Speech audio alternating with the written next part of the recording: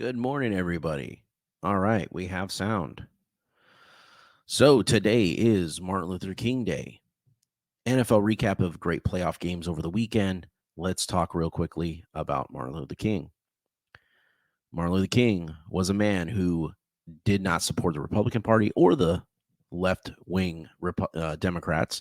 He was an independent man. So I just wanted to get that out right there because I know there's some Republicans that say he was a Republican. I know his daughters come out and said those things, but it's not true. He's made statements that he didn't support either party at all, but he did support John F. Kennedy, who pardoned him out of jail when he was arrested for just sitting in a restaurant. He served 6 months of hard labor. So that's exactly the story of Martin Luther King, of how it all started. He was an activist who wanted to unite America, who was about white Americans and black Americans coming together. Okay. He didn't act like Joe Biden. He didn't act like any of those guys. He didn't act anything like Trump. He didn't act like any of those people. He was a very religious man, and he felt that both parties didn't succumb to God like he did or support God like he did, the beliefs. So he wasn't necessarily any political party at all. But I believe he did vote for John F. Kennedy because of how John F. Kennedy pardoned him out of jail. And John F. Kennedy was pretty much the last good Democrat president, if you think about it. He definitely was. Very last good Democrat president. He was assassinated, obviously. There's a lot of corruption during that time. A lot more people involved during that time, CIA, mafia, all kinds of crazy stuff going on during that time. So a lot of people got assassinated for their beliefs in those days. It's ironic. It's crazy that shit doesn't still transpire because of, you would think, you always wonder, like, would anybody try and assassinate Trump? Because it's been promoted on Twitter thousands of times, and those people are never deleted or blocked at all. But they can say that they wanted to assassinate him and wanted to blow up the White House. I mean, people, how they talked on Twitter is ridiculous, and they got away with it. But this day is for Martin Luther King, a special day because of what's transpiring right now in America. He would not be about Black Lives Matter. He would not be about Antifa. I'm sorry, folks. He would not be about anything right now. He'd be very disappointed on how America's going down right now. He would be very disgusted with everything. And I will tell you, his daughter is a Trump supporter. So what does that tell you? She doesn't like the way the Democrat Party runs things. She doesn't like how they push racism in this country. And I'll tell you why Democrats push off and they push racism in this country, because 80-90% of the black community, just black people, period, are Democrats. And they knew if they can get to push that Trump is racist, and if they can do this on the media and countless times and go against it and promote of racism in this country and promote all these things, and they knew that their vote would go towards Biden because this is Democrats, right? So they knew, they played the game. The media corrupted. They did their corruption. They rigged the whole election. They had a game plan. The media definitely had a game plan for that, and they won. And I don't think Martin Luther King would be very happy with what transpired. I don't think he'd be happy with the whole Capitol building situation. I don't think he'd be happy with 7 months of Black Lives Matter protests, because it would be bringing him back memories of the civil rights movement, which he was not a fan of. The rioting, he even came out saying that he wasn't a fan of all those things. So those are, key factors that people need to really take in place. And I've seen some, Republicans, I'm Republican now, and I've seen people online today saying that he was a huge right winger, and that's not true, folks. Martin Luther King was not. Okay. He was an independent man. He didn't support any political party. You can go online and read about all of that. In fact, I'll read something to you that is actually from Martin Luther King, his words. This is in a 1958 interview. They both have weaknesses, and I'm not inextricably bound to either party. I am not concerned about telling you what party to vote for. So there you have it. If he was, he'd be like, well, you vote for the Democrats. Or if he was a right winger, he would say you vote for the Republicans. But no, he was not a fan of either party.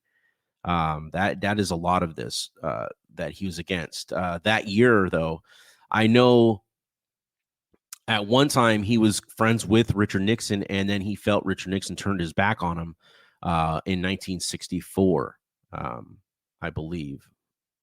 So there was a lot of craziness that happened in the 60s. I mean, the 60s was a time in America changed, right? America really changed in the 60s. 70s was much, much better, obviously. It was the disco era and cocaine and crazy times. And of course, we know what we got with the 80s with Ronald Reagan in office. A lot of things changed in America in the 80s. It's just every decade has some kind of history, and we'll always now know from 2016 to 2020. It was, I guess, an accusation period where they accused the president of the United States for 4 years of certain things. I just constantly went after him, right? That's definitely going to go down in history. I'm sure there's going to be tons of books coming out about Trump.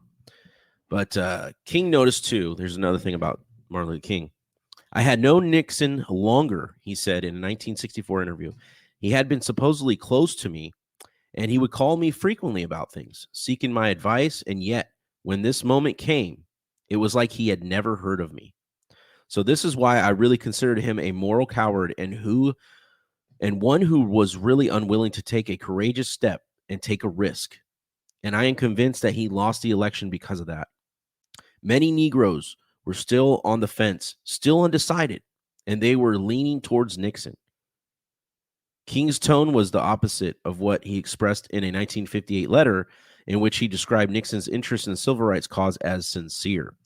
So basically, he felt like Nixon wasn't as sincere in 1964 interview, reason why he felt that Nixon lost the election. Well, like I said, JFK got 70. Well, I didn't say it yet, but JFK got 70% of the black vote when he ran for president against Nixon.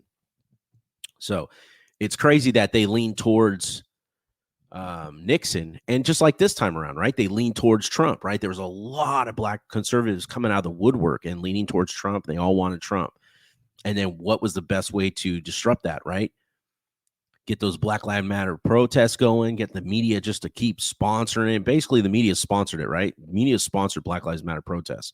They sponsored it for 7 months. And all they did was bash Trump over and over and over and over.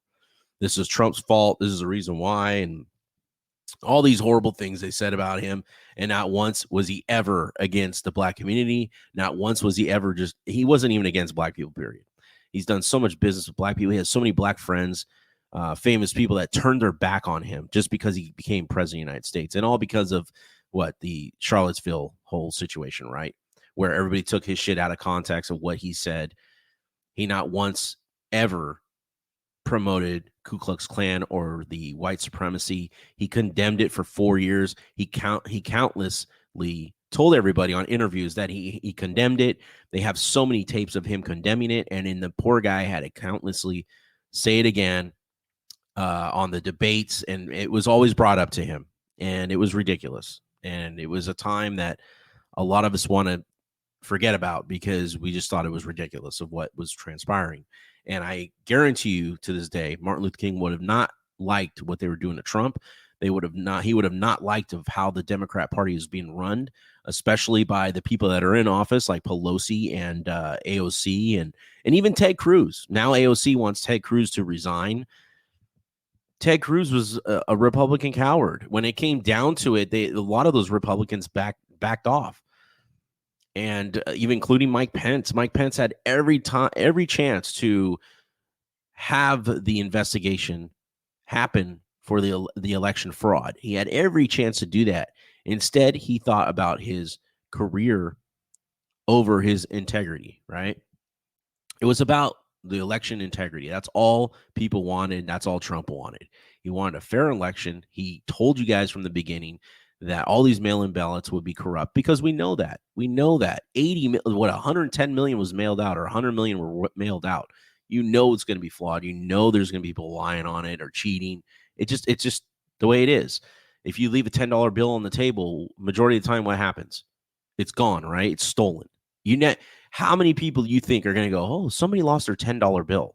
Very seldom you'll find someone that is really cool at returned the wallet. They found someone's wallet on the floor. You know damn well majority of people will look inside that wallet, take what's in there, and then maybe return it or just never return it. Every once in a while, you'll get a good person that will be like, return to everything within it. That's just the way it is. That's just the way it is. So it's Martin Luther King Day. Let's enjoy it. Let's embrace it because he was about unity. He wasn't a corrupt unity like Joe Biden wants. He was all about everybody being treated equally and everybody have the same rights in America. All right. So let's get this show going. Let's start it off, and then we're going to move on to football because what a weekend of football, folks.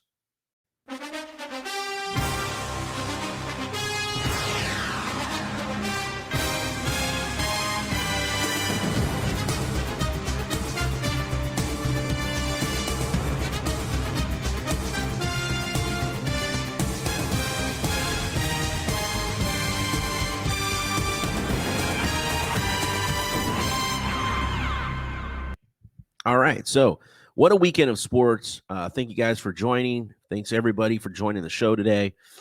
We had technical difficulties earlier. Thanks to Mr. A, my main man, always looking out for the show, always looking out for everything. Good dude there. He was able to let me know that there was no sound going on, and I had to check everything and all the technical difficulties, and I had to restart the show.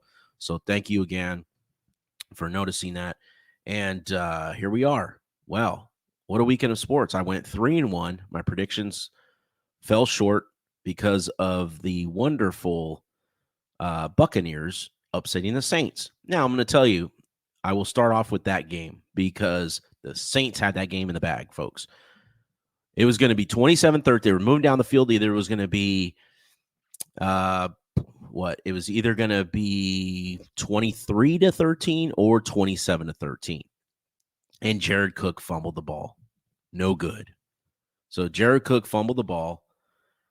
I never see that guy fumble, folks. He was on the Green Bay Packers. That guy has great hands, and I just got to give it to the Buccaneers defense. People are going, well, if it wasn't for Jared Cook, the Saints would have won. And yeah, I get it. But at the same note, the Buccaneers they were on. They were on the second half. They looked really good. They looked much better. And that was the change of everything. That changed the momentum of the game. That changed everything. Breeze was not the same after that. He threw two more interceptions. He looked off. He couldn't throw past 20 yards. Tom Brady had a couple good passes. Tom Brady didn't look the greatest either, folks. He was under 200 yards, but he did enough to win the game, to get some touchdowns in there and really seal the deal in the football game.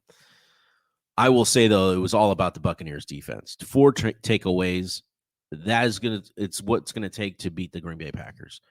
They were going to have to play the same, and they're going to have to make sure that Green Bay makes mistakes, because if Green Bay doesn't make any mistakes, the Buccaneers are going to lose. End of story. It all comes down to mistakes anyways. And like I touched on my last show about the NFL one, I said it all comes down to good teams, all come down to the fourth quarter.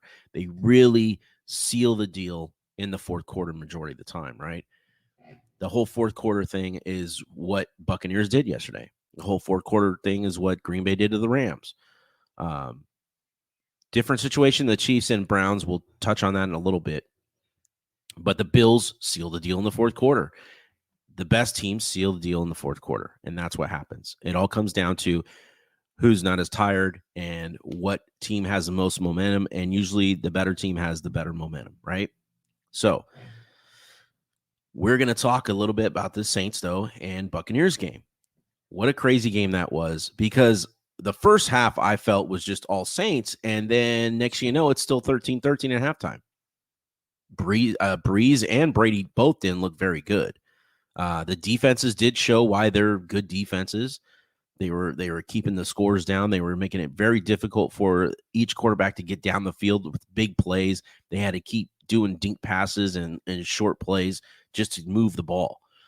And both defenses played very consistent and were very good. I will say the Buccaneers, though, defense really took over the second half. They knew what they needed to do. And those 17 extra points they scored in the second half won them the game. That definitely, in that pick six, that was almost a pick six, right?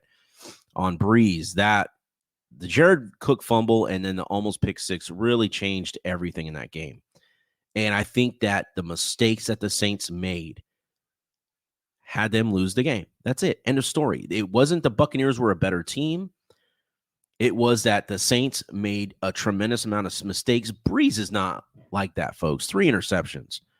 I think announcing his retirement hurt it. You should never talk about retirement until the season's over. Never talk about retirement while you're in the playoffs, folks. That is stupid. I heard the media was talking about it all the time. Jim Glazer announced that Breeze was going to retire. I think Glazer should have kept it to himself and waited till the end of the season, because your players hear that, your coaches hear that. I know your family already knows about it, but at the same note is that you just don't want people hearing that. And that's something you keep to yourself until the end of the season, because you want to win. And the Saints were really good majority of the season. Granted, the Saints didn't play the greatest teams. They played the Packers, which was the best NFC team this year, and they pretty much got dominated by the Green Bay Packers. If it wasn't for that later touchdown, the Packers would have won by 2 touchdowns. So, and the Saints went into halftime in that game leading the Green Bay Packers. So the Green Bay Packers took over the second half, and very much what the Buccaneers did to them yesterday.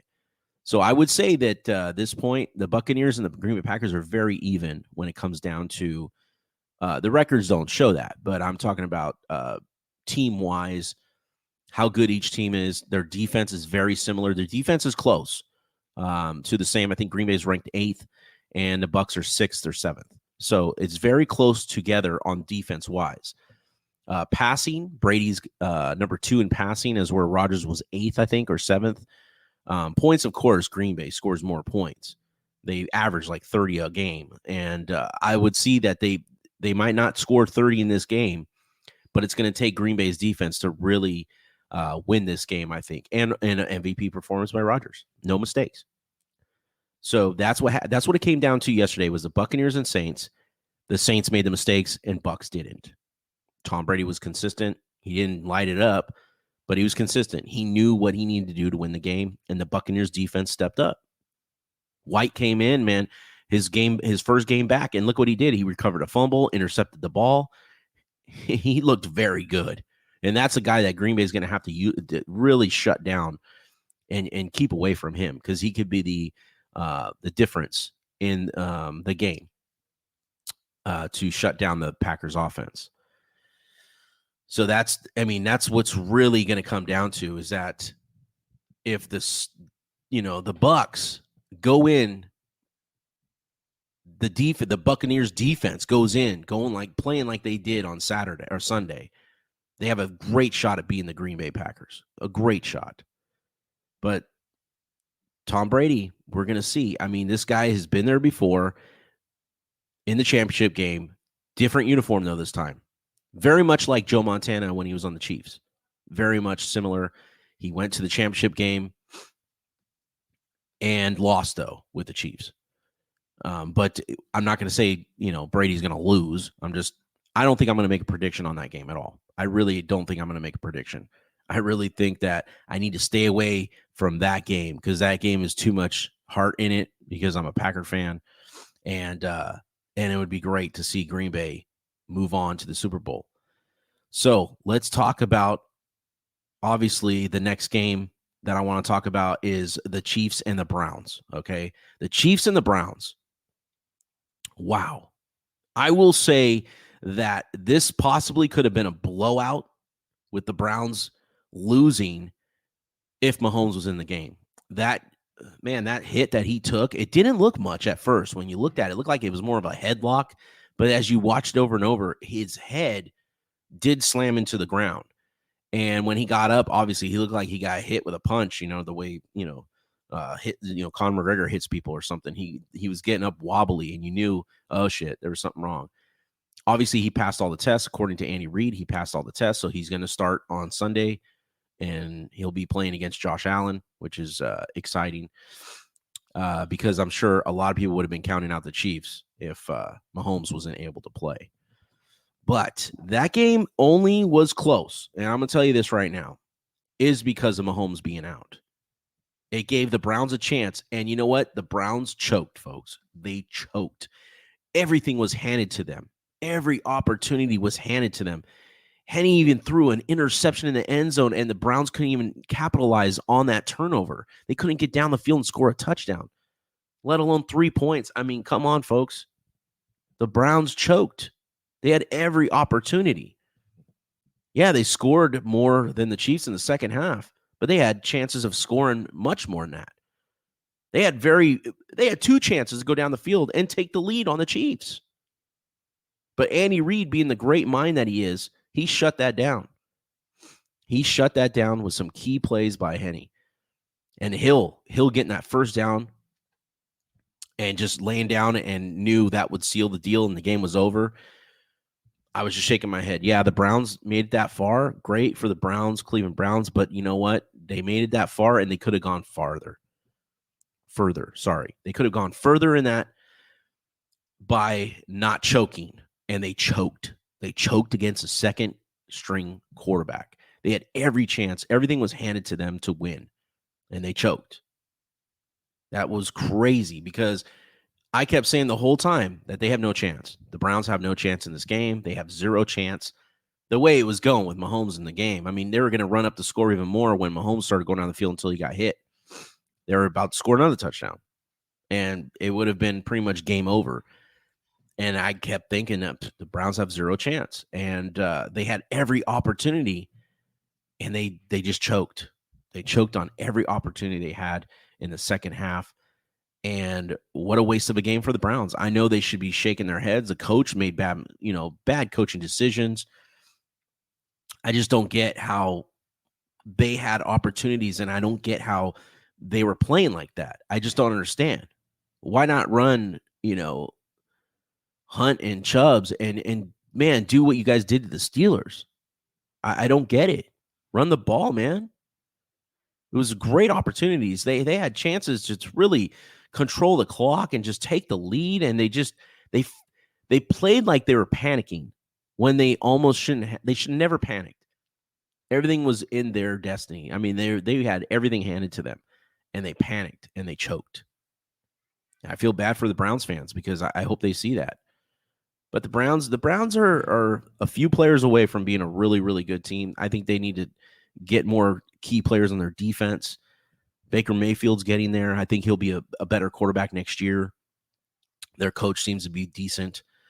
But the Browns choked, and they had every chance to eliminate the Chiefs yesterday, folks. By you take advantage of Mahomes being taken out of the game. You take advantage of that every chance you can get, because you would eliminated the Chiefs, the number 1 seed NFC team. I will say, though, the Chiefs didn't look that great. Even with Mahomes in there. I mean, yeah, they were good, but they should have been scoring up a lot of points on that Browns defense. Ben Roethlisberger did it with a lackluster offense. Ben Roethlisberger scored many points on the Browns defense. The Browns defense is not that good. So I think they had to do it 3 weeks off. Mahomes looked good a little bit, but he was rusty a little bit, and it's unfortunate he did take that shot and get hurt. But they move on, and they're going to the championship. They go to the championship. Let's talk a little bit now about the Buffalo Bills and the Baltimore Ravens game. Now, I picked the Bills, obviously. I just think the Bills are all around a better team than the Baltimore Ravens. Lamar Jackson, everybody keeps hyping him up, but he's just not that guy, folks. He's not a passer, and you can't just run all the time. It backfired on Michael Vick early on. It backfired on Randall Cunningham. They became better quarterbacks when they didn't run as much. Okay, Michael Vick became a much better quarterback his second time around. When he was on the Eagles, he was much better. Randall Cunningham became a better quarterback, I felt, when he was on the Vikings. Running quarterbacks, they don't last long, folks. They just don't. You have to change your game. Look at Russell Wilson. He doesn't run as much anymore as he did before. He's a much better quarterback. You eventually have to change your game. You have to become a pocket passer. And that's just the way it is in the NFL. You're not going to last very long if you just run all the time. And Lamar Jackson's going to have a short career by running all the time. He runs too much. And teams are going to catch on to it. And I mean, look at Baltimore was shut down to 3 points, folks, 3 points. And that Buffalo Bills defense looks really good. And they're going to give Mahomes, they're going to give the Chiefs major problems. It's going to be a hard game to call. It's really going to be a hard game to call. Both games this weekend are going to be very hard games to call. It's hard to make predictions this weekend. I could very well go 0-2. I could very well go 2-0, and I could very well go 1-1. It's that situation where it's very hard to make a call.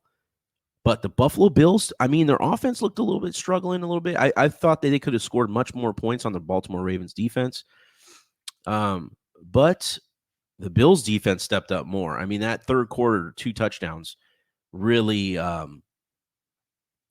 sealed the deal. That was pretty much game. And then the Bills defense took over in the fourth quarter.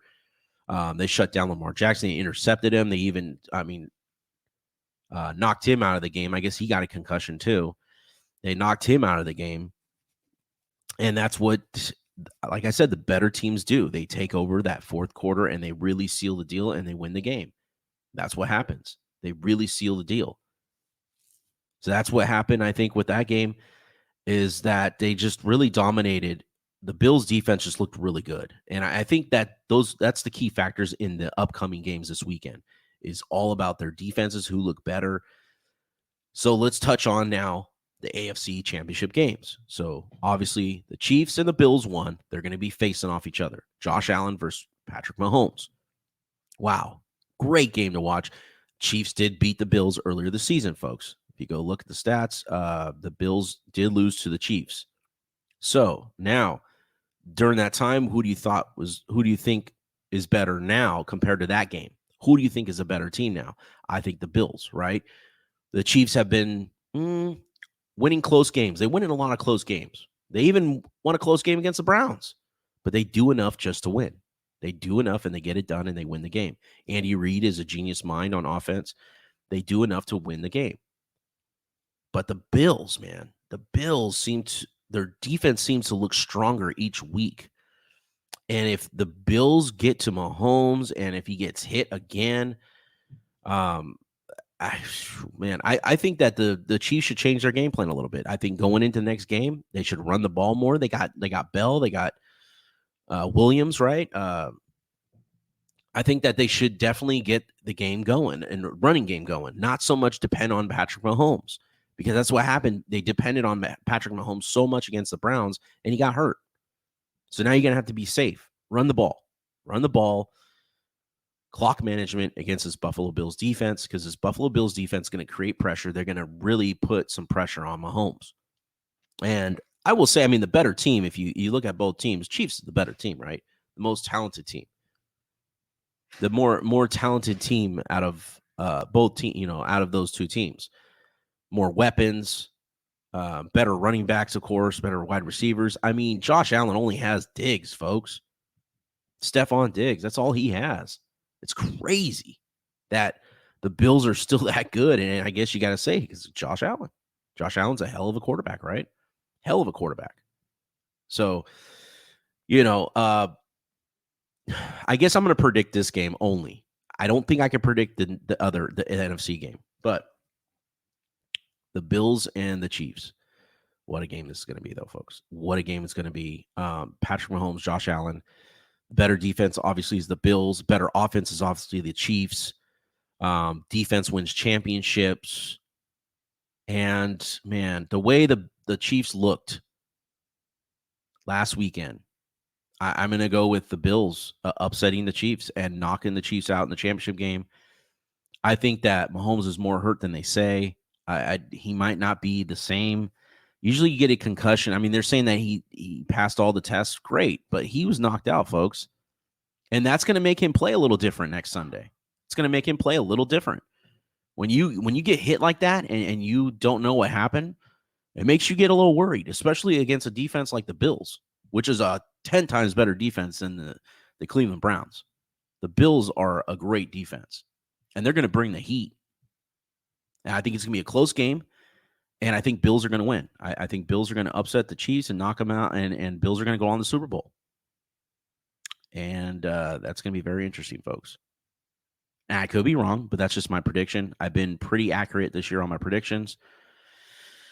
I went 3-1 last weekend. The only one I was off was the Saints, and I was very close to going 4-0. The Jared Cook fumble changed everything, folks. Changed everything. Could have been very well 27-13 Saints, and that would have changed Gronk's look again, Tom Brady's look. Remember, they were looking confused at one point in that game. So the Bills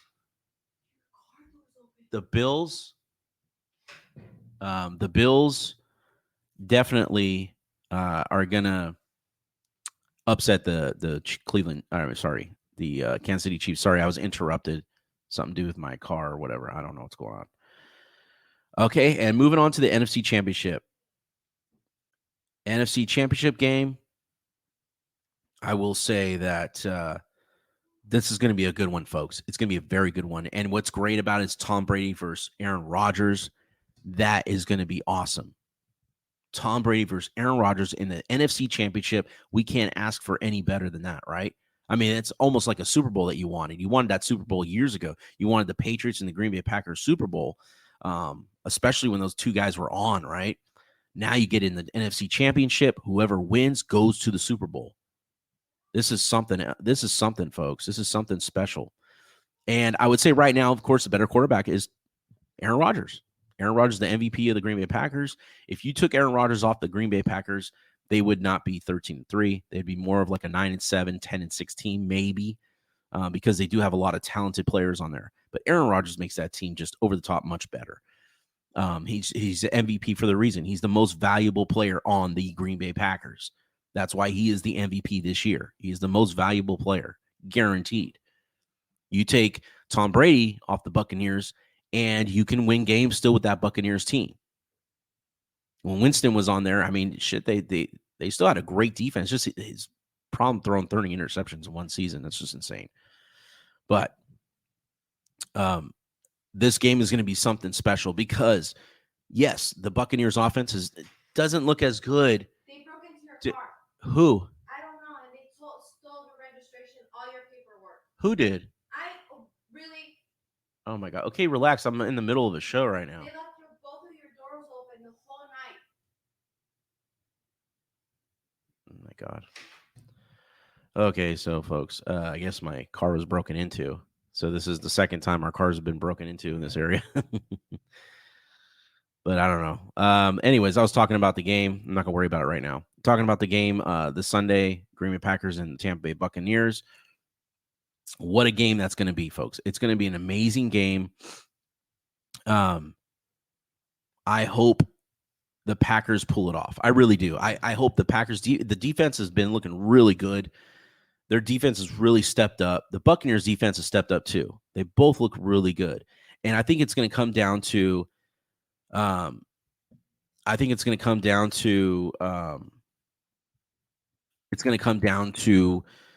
who makes the least mistakes. Is Aaron Rodgers going to throw interceptions to the Buccaneers again? Is Tom Brady going to throw a pick six? It's possible.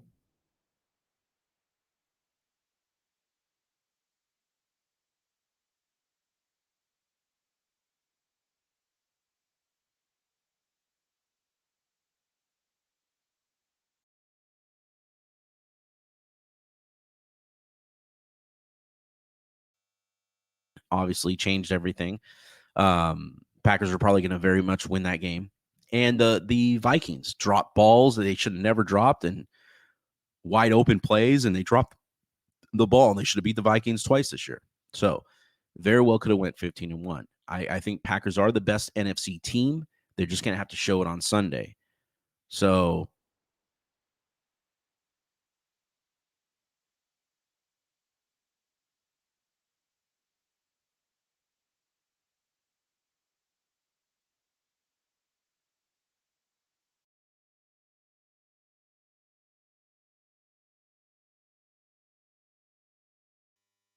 he's going to bring it. Buccaneers defense going to bring it. and I hope the Green Bay defense and Aaron Rodgers bring it. And it's going to go down to who wants it more and who makes less mistakes and who's going to take over that fourth quarter and seal the deal and win the game. Or it could come down to a field goal. We don't know, but it's going to be a good-ass game, folks. So Bills are going to be in the Super Bowl against either the Buccaneers or the Packers. That's my prediction this weekend. I guess I got to get out of here, folks, because I have to get ready for my surgery, and I got to go find out who tried to rob in my car, or tried to steal shit in my truck. So have a good rest of the week, folks. I doubt I'll be on the rest of the week. I might do a little quick one towards the end of the week. I just know in the next few days I'm going to be in a lot of pain. So bear with me, folks. Bear with me. Go Pack Go this weekend. Green Bay Packers. I'm going to try and enjoy that game. Everybody, take care. Enjoy the rest of your holiday and be safe. Thank you all.